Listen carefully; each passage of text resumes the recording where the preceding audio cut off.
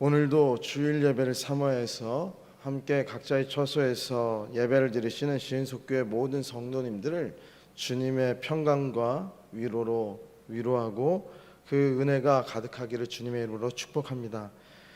우리는 또다시 코로나 바이러스가 확산되는 그러한 상황을 경험하게 됩니다. 이 코로나가 다시 확산됨에 따라서 우리 삶에서 많은 영역들에서의 활동들이 멈춰지는 상황에 놓여져 있습니다. 이런 상황은 이미 많은 전문가들의 예측이 되어진 상황이었습니다. 이 상황을 잘 대처하지 못한다면 이제 앞으로 우리는 예측할 수 없는 상황에 놓이게 될 것입니다.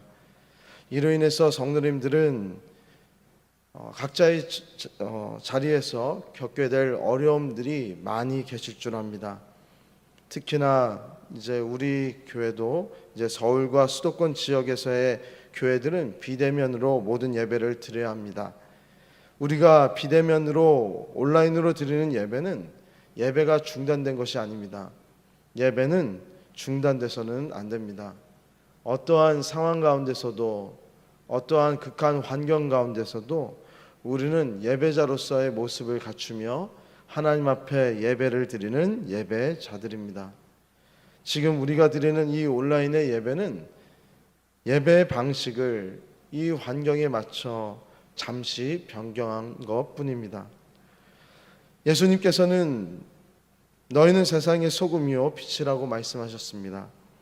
교회 공동체는 하나님을 예배하며 복음을 전파하여 구원의 길로 인도하는 예배적인 예배자의 역할과 선교적인 역할을 함께 감당한 것뿐만 아니라 빛과 소금의 역할을 감당하는 사회적 선행의 역할을 잘 감당해야 합니다.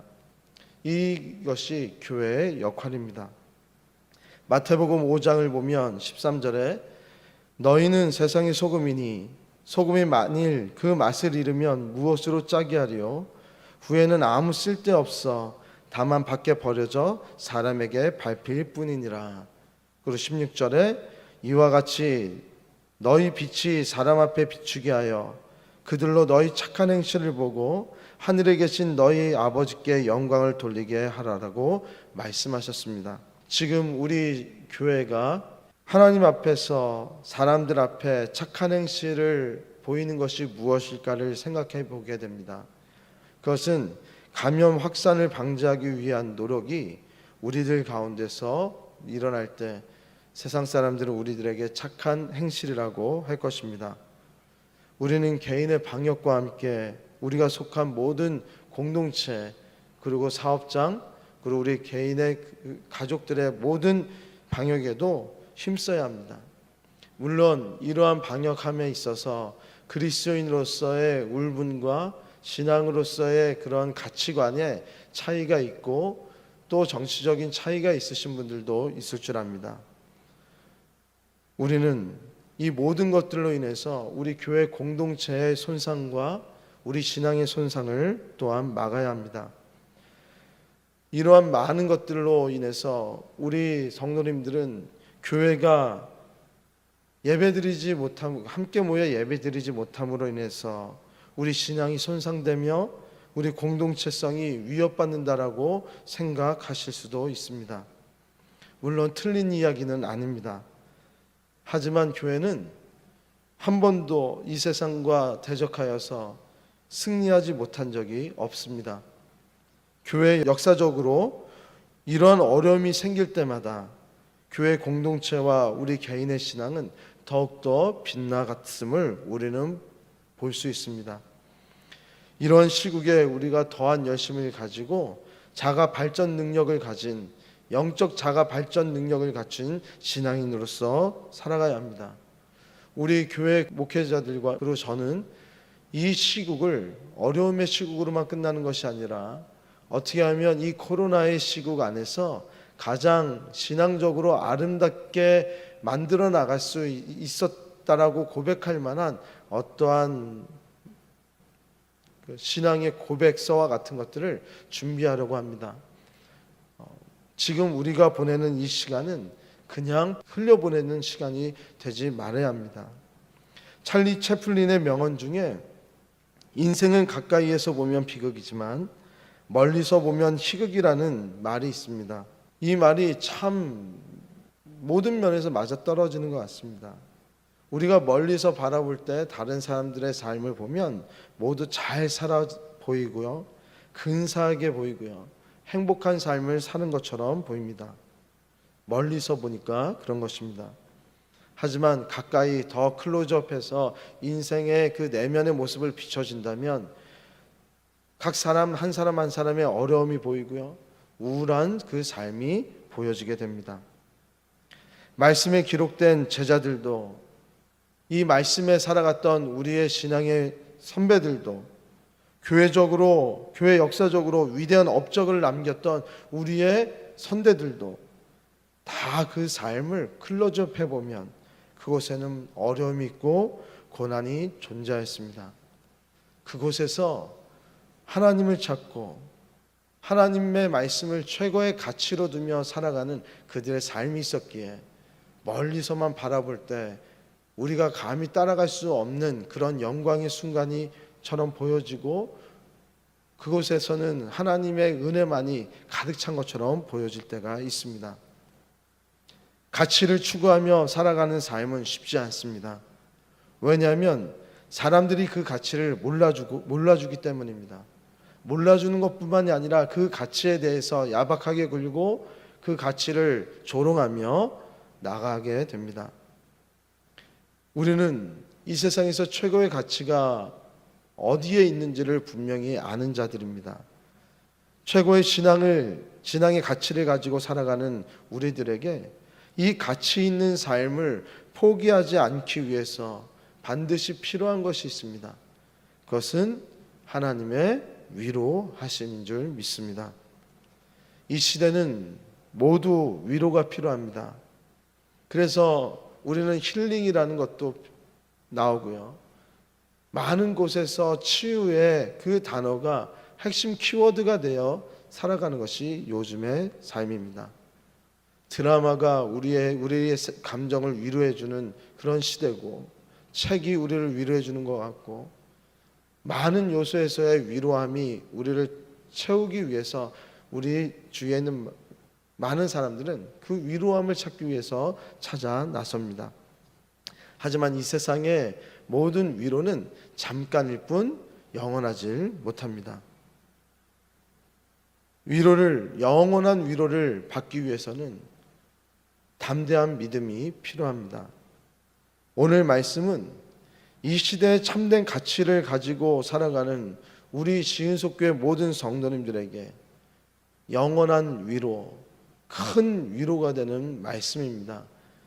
이 말씀을 통해서 하나님의 위로하심이 함께 모여있지 못하지만 같은 영께서 그곳에 함께 하셔서 위로가 역사하여 이 모든 고난을 이기게 하실 줄 믿습니다. 성경 전체에서 이 위로라는 단어를 세어보니까 총 59번의 이 단어가 사용이 되었습니다. 그 중에서 고린도 후서에서만 총 29번이나 나오게 됩니다. 신약의 반 이상을 이 고린도 후서에서 이 위로라는 단어가 나왔다는 사실입니다. 그 정도로 이 고린도 후서에서 위로라는 단어는 너무나도 중요한 단어가 됩니다. 그 중에서 오늘 본문에서만 3절부터 9절에서만 이 위로라는 단어가 10번이나 반복적으로 이야기되어지면서 이 고린도 후서의 서론에서 고린도 교회가 필요한 것이 무엇인지를 가장 강력하게 말씀하고 계십니다. 그렇다면 이 고린도 교회는 어떤 상황이었기에 이러한 위로가 절실히 필요해서 위로 이 위로라는 단어를 계속 반복적으로 바울 사도가 사용했을까요? 이 고린도 지역에 대한 이해가 우리가 먼저 선행해서 필요한데, 사실 이 고린도 지역에 사는 고린도 교회는요, 로마에서 쫓겨난 유대 그리스도인들이었습니다. 그들은 로마에서 쫓겨나서 정착한 곳이 바로 고린도 지역이라는 사실입니다. 로마에서 살았던 이 유대인들이 왜 로마에서 쫓겨나게 되었냐면, 결론으로 말씀드리면 로마는 이 그리스도인들이 자신의 체제를 붕괴시킨다고 생각했기 때문에 이 그리스도인들을 다 내어 쫓았습니다. 당시 로마는 그 식민지에 있는 종교들을 다 인정해주는 정책을 가지고 있었습니다. 다만 사회적으로 혼란을 일으키고 자신들의 그 로마의 체제를 위협하게 하는 것들에 대해서는 엄정한 체벌을 가했던 것이 당시의 로마의 정책이었습니다. 그리고 유대 그리스도인들이 자신들의 그 신앙생활을 잘 하면서 자신들끼리 분열이 일어납니다. 신학에 대한 싸움을 하고 분파에 대한 그 문제를 가지고 계속적으로 본인들끼리 싸우기 시작합니다. 분쟁이 일어나니까 로마 황제는 자신의 눈에 가시였던 이 그리스도인들을 내어 쫓을 수 있는 그런 명분을 갖게 된 것입니다. 체제를 흔들고 사회적인 그런 혼란을 일으키는 죄로 로마에 살고 있었던 유대 그리스도인들을 다 내어 쫓아버립니다. 그들이 가지고 있었던 모든 재산과 물질까지 다 압수해가면서 일방적으로 그들을 내어 쫓았습니다. 유대 그리스도인들은 다 이곳저곳 뿔뿔이 흩어졌고 고린도 지역에 남겨진 그 유대인들은 강력한 하나님의 사도였던 바울 사도와 함께 성경 공부를 하면서 모여진 것이 바로 오늘의 고린도 교회였습니다. 그렇게 해서 고린도 교회는 탄생이 되었습니다. 고린도 교회는 너무나도 은사가 많은 교회였습니다. 하나님의 은혜가 충만했던 것이고요. 말씀을 가르치는 족족마다 흡수력이 빨랐던 것입니다. 왜 그랬을까요? 자신들이 탄압받았던 그런 어려움이 하나님으로 말미암아 다시금 회복되어지는 것을 갈망했기 때문 아니었을까요? 하나님을 갈망했던 고린도 교회 성도들은 은사를 다 받게 되었고 많은 일들을 하기 시작했습니다. 그러던 중에 바울 사도는 이제 또 다른 지역으로, 왜냐하면 하나님의 말씀을 듣지 못한 많은 지역들의 디아스포라의 우리 유대 그리스도인들이 생기게 되다 보니까 또 다른 지역으로 떠나게 됩니다. 에베소로 떠난 이 바울 사도는 그곳에서 에베소 교회를 또 다시 만들어지게 되고 그곳에서 놀라운 사역들을 이어나가던 중에 고린도 교회의 이상한 소식을 듣게 됩니다. 그들이 또 다시 다투기 시작했다는 것입니다. 게바와 아볼라파와 바울파와 그리스도파로 나뉘어져서 다툼이 일어난 것뿐만 아니라 어떻게 보면 이 교회를 같이 일으켜 세운 바울에 대해서도 그 바울의 사도성에 대해서도 의심을 하면서 비판을 했다는 소식이 들려지게 됐습니다. 이 소식을 들은 바울은요, 고린도 전서를 쓰게 됩니다. 고린도 전서를 쓰고 오로지 하나님만을 섬기는 너희들, 모든 것을 내버려두고 하나님으로 모든 것을 다 하나님만이 참된 가치라는 것을 가르치며 고린도 교회에 쓴소리를 하게 됩니다. 그 편지를 받은 성도들이 다시금 마음을 돌이켜서 하나님만을 섬기기로 다짐했다는 그 소식이 들리자 바울 사도는 다시 고린도 후서를 쓰게 된 것입니다. 이제 다시금 하나님의 영광을 위해서 하나님만을 바라보며 다툼 없이 정말 신앙의 생각을 잘 하기로 작정한 그 고린도 교회 성도들에게 바울 사도는 오늘의 메시지를 보내게 되는데 그 핵심이 위로라는 것입니다. 4절을 보면 우리의 모든 환난 중에서 우리를 위로하사, 5절에 보면 그리스도의 고난이 우리에게 넘친 것 같이, 8절에 보면 아시아에서 당한 환난을 너희가 모르기를 원치 않으나 하면서 바울 사도는 이전에 당했던 자신의 고난과 고린도 지역의 그 유대 그리스도인들이 당했던 모든 환난들의 고통들에 대해서 언급을 하기 시작합니다. 이런 환난 가운데서도 바울 사도는 자신은 오로지 하나님만을 찬송한다는 고백을 먼저 이야기를 합니다. 3절에 보면 찬송하리로다 그는 우리 주 예수 그리스도의 하나님이시요 자비의 하나님이시요 모든 위로의 하나님이시며 라고 말씀하고 있습니다. 환경과 고난을 뛰어넘어서서 오직 하나님만을 찬양하는 모습을 보여주고 있습니다. 이것이 믿는 자, 하나님을 섬기는 자, 하나님을 이 세상의 참된 통치자로 느끼며 최고의 가치로 느끼는 자들의 힘의 본질이 바로 이곳에 있다는 사실입니다.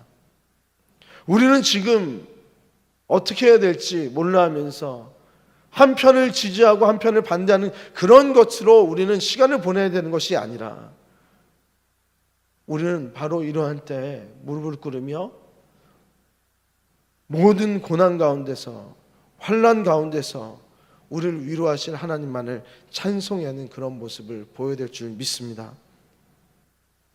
성경의 많은 위대한 인물들은요, 모든 환난과 한계 속에서 하나님을 예배하고 하나님을 찬양하는 자들이었습니다. 시편에서도 보면요, 다윗은요 환난 속에서 하나님을 부르짖을 뿐만 아니라요 하나님을 높이 찬양하는 모습을 우리는 수많은 시편의 그 말씀을 통해서 우리는 바라보게 됩니다. 우리의 찬양은 우리의 믿음과 소망이 어디에 있는지를 분명히 보여주는 그런 모습입니다. 어떤 삶의 여건에서도 하나님을 찬양하는 예배자, 믿음의 용사가 되어야 된다는 말씀입니다. 많은 어려움이 있을 줄 압니다. 그런 가운데서 우리는 오직 하나님만을 붙잡으며 찬양하며 이 고난 가운데서 함께 하실 하나님 앞에 나와야 될 줄 믿습니다. 성경이 말씀하시는 위로의 위로는 단순히 모든 고통에서 건져줘서 그 모든 것들을 해결해 주는 것이 아닙니다. 한번 생각해 보세요. 위로를 우리는 어떨 때 받게 됩니까? 내일에 대한 희망에 대해서 우리는 위로를 받을 때 내일의 희망을 해결해 주는 그 해결책 안에서 우리는 위로를 받습니까? 아닙니다. 그 어려움을 공감해 주고 그 어려움 가운데서 함께 시간을 보내주며 그 어려움 가운데서 소망을 얻게 하는 그러한 따뜻한 말, 들어줌, 공감을 할 때 우리는 위로를 받습니다. 오늘 3절에 보니까 우리 주 예수 그리스도의 하나님 자비의 아버지시라는 것을 고백하는 것을 보입니다. 하나님께서 주신 우리의 위로는요, 우리를 긍휼히 여겨주셔서 함께 아파하고 눈물 흘리는 아버지의 위로인 것을 우리는 바라보게 됩니다. 예수님께서 그의 사랑하는 나사로가 죽자 그 온 가족들과 함께 모여서 그 사람들 앞에서 눈물을 흘리신 예수님의 모습을 우리는 발견하게 됩니다. 예수님은 아파하는 자들과 함께 눈물을 흘리셨고 함께 아파해 주셨습니다. 긍휼히 여기시고 눈물을 흘리셔 주시는 그 아버지께서 그 위로하심을 주시는 분이 영원히 우리 곁에서 위로자로 함께 하신다는 사실입니다. 또한 하나님이 성경에서 말씀하시는 이 위로는 두 번째는요, 슬픔과 고난을 이겨낼 수 있는 새 힘과 소망을 주시고 인도하시는 위로라고 말씀하고 있습니다. 시편 23편 4절에 보니까요, 사망이 음침한 골짜기를 다닐지라도 해를 두려워하지 않을 것을 주의 지팡이와 막대기가 나를 안위한다는 말씀이 있습니다. 사망의 음침한 골짜기를 다닐지라도 해를 두려워하지 않는 이유가 무엇입니까? 목자 되신 하나님께서 나와 늘 함께 계시고 주의 지팡이와 막대기로 나를 평안하게, 안위한다는 게 이제 컴포트라는 단어인데 편안하게, 평강으로 쉼을 있게 해주신다는 말씀 아니십니까? 이것이 영원한 위로라는 거예요. 어두운 사망과 환난의 골짜기를 인내를 통해 통과할 수 있도록 실질적으로 돌봐주시고 인도해 주시는 것이, 그것이 바로 위로라고 말씀하고 계십니다. 지금 우리는 어느 때보다 가장 위로가 필요한 시기입니다. 온 나라가 이러한 위로가 필요합니다. 내가 혼자가 아니라는 것, 누군가 나의 길을 인도해 주신다는 것, 그리고 내 마음을 공감해 주고 함께 울어주고 내 아픔을 함께 해준다는 그런 위로가 필요한 시대입니다. 그렇다면 이러한 위로는 누가 받을 수 있는 것인가? 5절에 나타나 있습니다. 그리스도의 고난이 우리에게 넘친 것 같이 우리가 받는 위로도 그리스도로 말미암아 넘치니라라고 말씀하시면서, 그리스도를 위하여 받는 고난, 그리스도를 인하여 받는 고난, 복음을 전하기 위하여 외부로부터 오는 고난과 복음대로 살아가기 위해서 내 내면에서 일어나는 수많은 혼란과 갈등으로 인해 그곳에서 하나님을 찾으려고 하는 자기 부인을 하기 위해 일어나는 많은 어려움들을 겪는 자들을 주님은 위로해 준다는 말씀을 하고 계신 것입니다. 모든 것이 불합리해 보이는 이 세상에서 나는 혼자일 것 같다는 그런 생각 가운데서 우리는 어떻게 위로를 받습니까? 내 자신을 부인하며 수많은 혼란과 수많은 환경들 가운데서 그리스도를 위하여 그리스도의 길을 가기 위해서 그 선택의 길 가운데서 겪는 수많은 어려움 가운데 우리는 참된 위로를 받을 수가 있다는 사실입니다. 지금은 그래야 될 때인 것 같아요. 모든 통치자, 모든 이 땅의 모든 것들을 주관하시는 하나님 앞에 통치자요, 심판자요, 이끄시는 자 앞에 모든 것을 다 맡겨두고 우리는 기도하며 하나님의 뜻을 쫓아 내 자신을 부인하는 일에 어려움을 겪고 고난을 겪고 그 가운데서 참된 위로를 받는 우리 모든 성도님 되시기를 축복합니다. 지금 우리는 어디에 최고의 가치를 두고 살아가고 있습니까?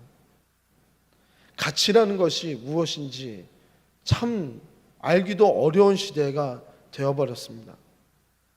이 혼탁하고 혼란스러운 이 시대에서 우리는 묵묵히 하나님 말씀만을 의지하며 그 말씀대로 행하는 삶을 살아갈 때 하나님의 놀라운 위로의 은혜가 우리 모든 신속교회 가족들에게 펼쳐지게 될 줄 믿습니다. 또한 5절을 다시 한번 보면요, 그리스도의 고난이 우리에게 넘친 것 같이 우리가 받는 위로도 그리스도로 말미암아 넘치니라라고 말씀하신 이 말씀을 좀 더 깊이 보면 환난이 크면 클수록 우리가 받는 위로와 은혜가 더욱더 크다는 것이 이 말씀 가운데 숨어져 있습니다.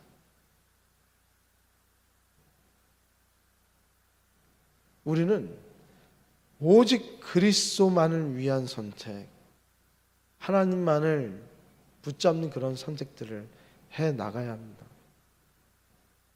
그런데 이 위로가, 나에게 주신 영원한 위로가 나에게서만 끝나는 것이 아니고요, 주님의 위로하심은 생명력이 있습니다. 나에게서만 그냥 끝나는 것이 아니에요. 4절에 보니까요, 하나님께 받는 위로로서 모든 환난 중에 있는 자들을 능히 위로하게 하시는 이시로다.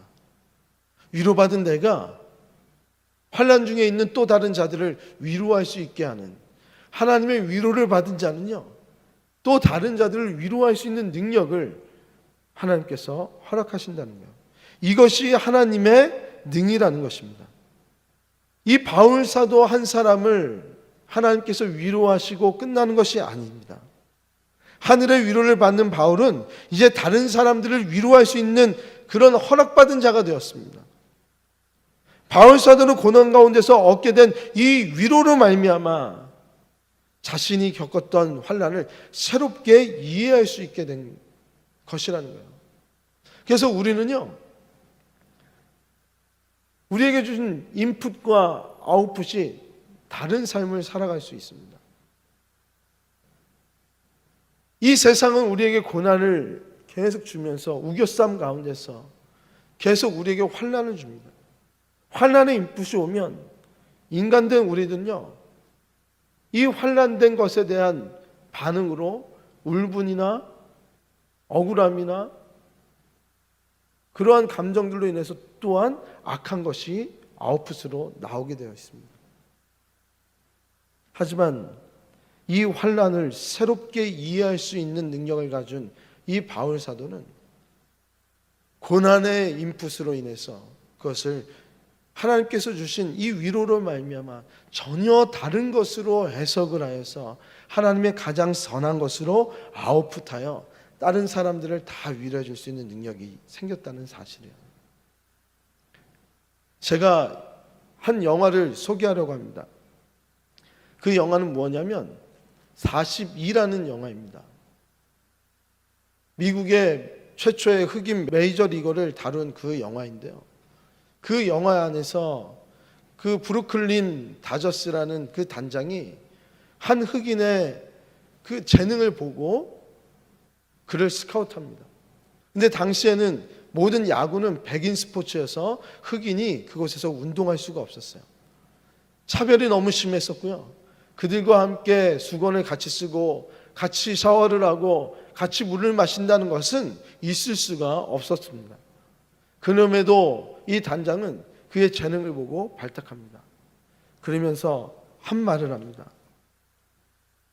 나는 반격하지 않는 용기 있는 선수를 원하네. 당신이 어떤 환난 가운데서도 어떤 수치감 가운데서도 반격하지 않는 그런 용기가 있는다면 당신에게는 이미 모든 실력이 다 갖춰 있으니까 메이저리그에서 성공할 줄 믿네라는 대사를 이곳에서 하게 됩니다. 우리가 이 세상에 우겨싸움을 당하면서도 우리는 반격하지 않는 담대한 믿음을 가질 수 있는 것은 위로가 역사하여 우리의 모든 고난을 이기게 하시는 하나님의 은혜가 우리에게 있기 때문인 것 아닙니까? 바울 사도는요, 자신의 고난을 통해서 이루어지는 하나님의 능력을 깨달았습니다. 그리고 그 능력을 깨달은 이상 바울은 환난을 극복하게 될 때 다른 성도들을 위로할 뿐만 아니라 아직도 나에게 임한 환난이 해결되지 않는다 할지라도 그대로 그 해결되지 않은 그 상황 가운데서도 하나님의 도우심을 믿고 견딘다면 다른 성도들을 위로할 수 있는 그러한 힘이 생긴다는 것을, 그리고 그 위로함으로 인해서 구원으로 이끌 수 있다는 것을 확신했던 자들입니다. 우리 6절을 다 같이 보겠습니다. 우리가 환난을 당하는 것도 너희가 위로와 구원을 받게 하려는 것이요, 우리가 위로를 받는 것도 너희가 위로를 받게 하려는 것이니 이 위로가 너희 속에 역사하여 우리가 받는 것 같은 고난을 너희도 견디게 하느니라. 아멘. 오늘의 설교 제목이 바로 이 6절에서 끄집어낸 것입니다. 위로가 역사하여 고난을 이기게 한다는 말씀. 시은속교회 성도 여러분, 그리스도를 위해서 받는 고난이 깊으면 깊을수록 그 고난 중에서 하나님의 위로에 대한 깊은 깨달음이 깊으면 깊을수록 그리스도를 위하여 고난을 받는 자들을 위한 위로 또한 깊고 높을 줄 믿습니다. 이것을 잊지 않았으면 좋겠어요. 우리는 우리의 힘으로 이 세상을 이기는 자들이 아닙니다. 우리의 연약함으로 이 세상을 정복하고요, 우리의 힘 없음으로 인해서 하나님의 역사심을 드러내는 자들이 바로 우리들의 삶인 것입니다. 이러한 하나님의 위로의 계시는 지금 우리 시대에 사는 우리 성도님들에게 가장 필요할 때요, 그리고 똑같이 예수 그리스도로 말미암아 받는 이 고난 가운데 계시는 우리 성도님들에게 동일하게 주어질 줄 믿습니다. 이 오늘의 이 고난의 문제 속에서 우리는 이 고난의 시기를 어떻게 보내야 되는지를 진지하게 생각해 봐야 합니다. 바울 사도는 아시아에서 당했던 자신의 환난을 너희들이 알기를 원한다라고 말씀하셨습니다.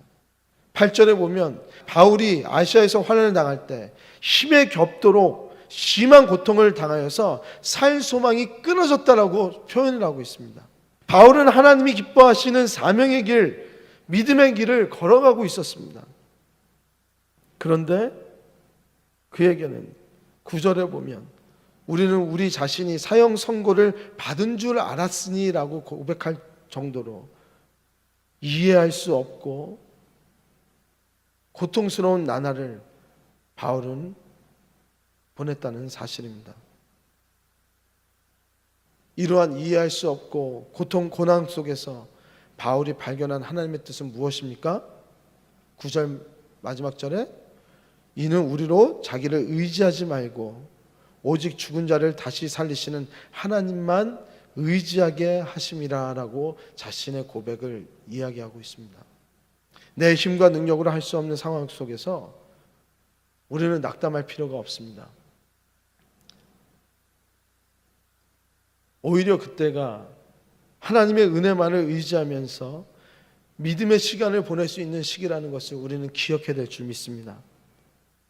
우리가 지금 보내는 이 시간을 너무 힘겹게 그리고 아무 할 수 없는 시간으로 보내지 말라는 것입니다.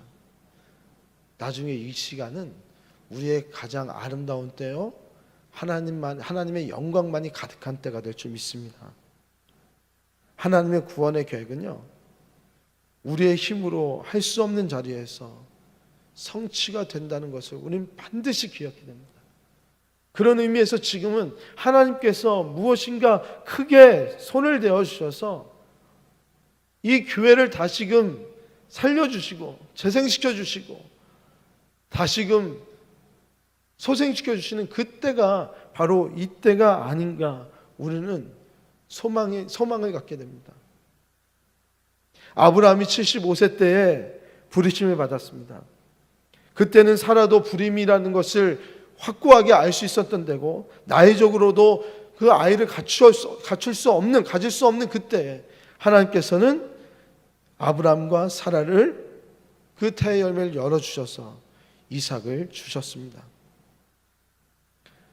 사라의 태가 완전히 죽었다고 생각할 그때, 인간의 방법으로 힘으로는 모든 것을 할 수 없다고 했던 그때, 하나님께서는 그때 일하십니다. 오직 하나님의 은혜로만 하나님의 구원의 계획과 뜻이 이루어짐을 하나님은 드러내 보신다는 사실입니다. 로마서 4장 17절에 죽은 자를 살리시며 없는 것을 있는 것으로 부르시는 하나님을 바랄 수 없는 중에 바라고 믿으라는 것입니다. 바울은 살 소망이 끊어진 그 순간에 사형 선고를 받은 것 같이 죽음의 자리에서 하나님의 생명의 구원의 역사가 일어났다는 것을 고백함 같이, 어떻게 보면 우리도 이 교회 안에서 이 교회 공동체가 흔들릴 것만 같고 이 코로나가 계속 진행됨에 따라서 나의 직장과 염려하는 모든 것들에서 내 힘으로 못 된다는 그 사실을 깨달았을 때,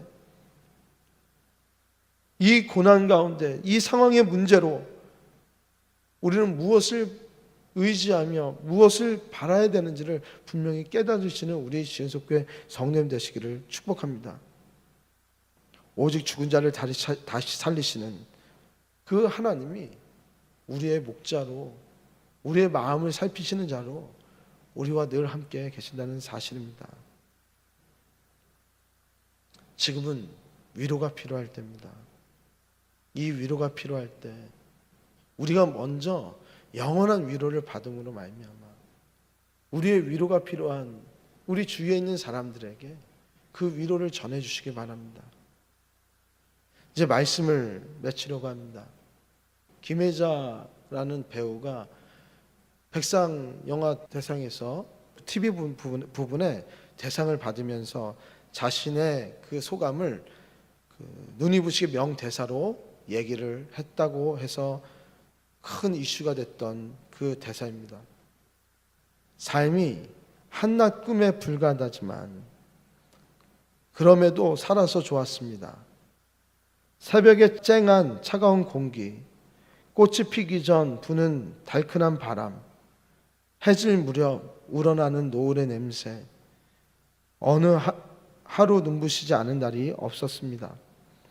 지금 삶이 힘든 당신, 이 세상에 태어난 이상 당신은 이 모든 것을 누릴 자격이 있습니다. 대단하지 않은 하루가 지나고 또 별거 아닌 하루가 온다 해도 인생은 살 가치가 있습니다. 후회만 가득한 과거와 불안한 미래 때문에 지금을 망치지 마세요. 오늘을 살아가세요. 눈부시게 당신은 그럴 자격이 있습니다. 누군가의 어머니, 누군가의 아내, 누군가의 딸인 당신에게 이 대사가 많은 사람들의 마음을 울린 이유는 우리 시대에 공감의 능력을 가장 많이 갖췄기 때문에 그렇습니다. 이런 대사를 해주실 수 있는 하나님, 이렇게 따뜻하게 위로해주며 영원히 내 곁에서 함께 울어주고 함께 웃어주며 이 삶이 아무리 험난하다 할지라도 해가 질 무렵 우러나는 노을의 냄새를 맡게 해주시고 꽃이 피기 전에 달큰한 바람을 맡게 해주시는 그 하나님, 그리고 인도해 주실 그 하나님이 우리 곁에 있음을 기억하시기 바랍니다. 우리 하나님께서는 하나님의 은혜로만 하나님의 구원의 계획과 하나님의 뜻을 이루어내십니다. 모든 것에서 낙담하여서 살 소망이 없고 이제 죽음의 길 가운데 사형선고와 같은 그러한 삶을 살아가고 있다고 생각하시는 우리 모든 분들께 바울은 오늘 위로하지 않습니까? 오직 죽은 자를 다시 살리시는 하나님만을 의지하라고. 모든 것을 죽음에서 살리시는 그 하나님께서 우리 교회와 우리 성도님들의 삶을 다시금 소생시켜 주시고 살려주실 줄 믿습니다. 그 하나님만 믿고 우리가 나간다면 그곳에서는 우리에게 정말 놀라운 위로의 역사가 풍성하게 임하게 될 줄 믿습니다. 지금은 은혜 받을 때요, 지금은 위로의 때가 되었다는 것을 잊지 마시고 지금의 처소에서 하나님을 예배드림에 있어서 최선을 다해 주시는 우리 성도님 되시기를 축복합니다.